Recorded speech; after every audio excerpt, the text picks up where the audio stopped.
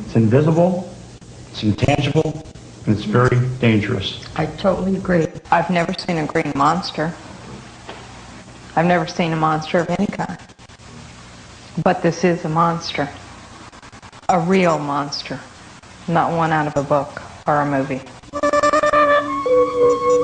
A family claims it's terrorized by invisible demonic forces. A house so evil it requires a full investigation and possible exorcism. This monster can take a family and destroy it quicker than anything else, and that's its desire. It loves to destroy anything good, and the family is good. This is Carmen, mother of 4 children, wife to 1 husband, and victim of her first paranormal sexual attack. It physically engulfed me.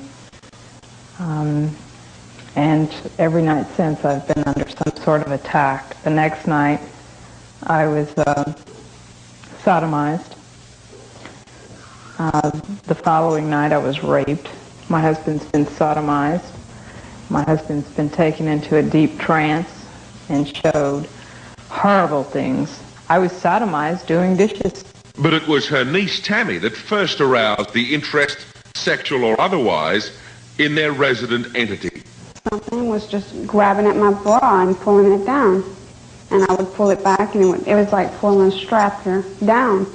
And it was pulling the whole front of it down. I kept pulling it back. And, I got scared. So I rolled over with my stomach. And it stopped then. And then it, felt like something had picked up my covers down below the bed. And just, gradually come up and just lift my nightgown up and touch my back and just slid up my back and back down. These are the Warrens, a couple that have followed the trail of the paranormal wherever it has led them over the years. What we're saying here is that in many homes that are haunted funeral homes, that necrophilia was performed. Necrophilia would be abuse of the dead bodies. Now, we're not saying that the owner of the funeral home did this, but it is a door that could have been opened up. The former funeral parlor in Southington, Connecticut was occupied by Carmen's family for several months before she began to speak publicly of her experiences. She claimed she was unaware of its previous use. Since then, an investigating team had been brought in, and a diary of events has allegedly itemized dozens of inexplicable and amazing phenomena. On the bed, it's kind of strange because the thing is heavy, but it has these little tiny feet, almost like goat's feet. But when it sits next to you, it feels like a 200-pound man sitting next to you. Apart from the family and the investigators, there have been no other witnesses to these phenomena prepared to speak publicly. For one thing, you have to realize the area that we're entering, all the trappings of the funeral home are still very much intact. This chain body hoist, this lift right here, that the coffins were put onto and brought up through this trap door that is above us into what is now the master bedroom.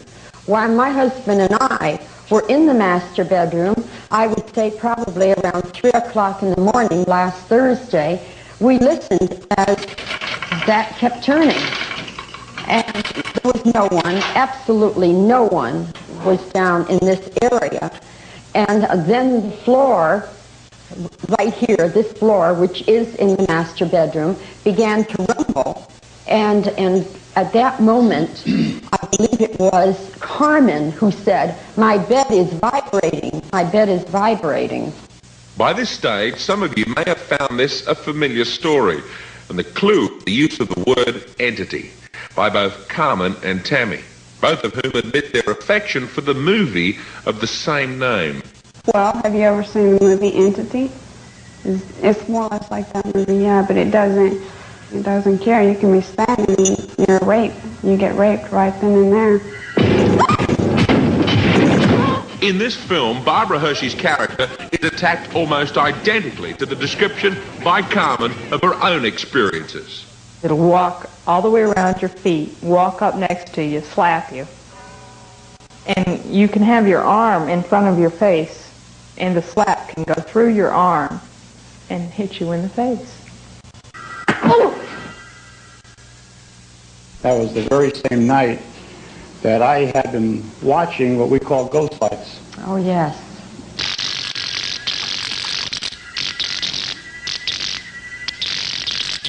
It's told me it will kill my daughter. But it's told my husband it will kill our son. Why haven't you just taken your children, which must be your most dear concern, and left this house? Where would we go? Children need stability. Even if it's going to kill them? Hopefully it won't kill them. Hopefully, good fortune will smile on this house in the near future. But why would a mother suffer such indignity and personal risk to both herself and family? Why would researchers spend weeks at a time covering these events in minute detail? Well, one answer was offered by a very irate and outspoken upstairs neighbour who's had just about enough of the ghost stories and let us know in no uncertain manner. She later calmed down to clearly express her views on the supposed haunting. They claim they didn't know it was a funeral home when they moved in. That's totally incorrect. I work at the real estate place where the owner of the real estate place also owns this house. And these people are well aware. I worked there during the time when this woman came to rent it. She was totally made aware that she was told that this was a funeral home. You're also saying there are difficulties with the rent? That's correct. They're back 2 months, and this month was not paid. She let that statement out to the paper, too, to a reporter. What possible purpose, then, has this manifestation of ghosts? Money. This all started out when the woman downstairs was having nightmares. She told me she was having nightmares, and I said, well, Carmen, maybe you need just a sleeping pill or something. She goes, no. She goes, it's evil. She goes, it's my father. She goes, he's coming to haunt me. I'm calling the Warrens. And how did she know the Warrens? Because of some woman at work told her about the Warrens. Okay. What kind of experiences have you had? None. No rapes, no sodomizing, no hands, no black shapes forming. We did have a light go on and off. That could be a light bulb. Why isn't it? And I was going to swear that why the H isn't it upstairs? Why isn't it? At this point, I asked for the name of a priest who the Warrens claim had visited the house. We wanted to speak to him as an independent source. There is no priest, there is no this, there is no that. What is this? Because of this nut up here almost ran you down? Hey, this is baloney. Come on, let's get out. I'd like to discuss it some more if we can. Yeah. I'm not discussing anything any further. I think your credibility is I don't care about credibility, pal. We contacted the priest named. He wouldn't appear on camera, but said there were no plans for an exorcism. He did say, however, he felt a strange pressure upon entering the house.